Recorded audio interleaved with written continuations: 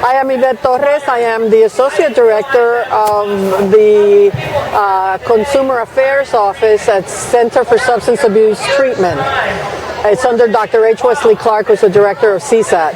And what I do is I really try to develop educational programs all over the country to promote recovery and to dispel the stigma that exists with addiction issues.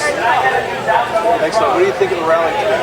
I think the rally is fantastic. I think we've grown so much in the 22 years. You know, Recovery Month started out as Treatment Works Month, and that was 22 years ago. And now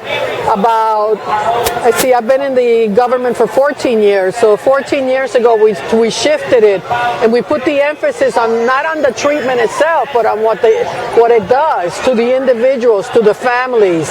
And so now we celebrate the individuals in recovery. We celebrate families that support those in recovery. And we also continue to celebrate the individuals who offer services for those that are still in need of recovery and supportive services for those that are still in recovery. So it is a great celebration. I think Rhode Island, you know, is one of my favorite. This is the third year in a row that I come to Rhode Island, and I think it's, you know, with Jimmy and Craig and Steve and so many great people here, and the members of Congress and the Senate that came around today. I think it lauds tremendously well for the future of people in recovery in Rhode Island. What does recovery mean to you personally? Why are you passionate? I am passionate, and I've stayed 14 years in the government. Well,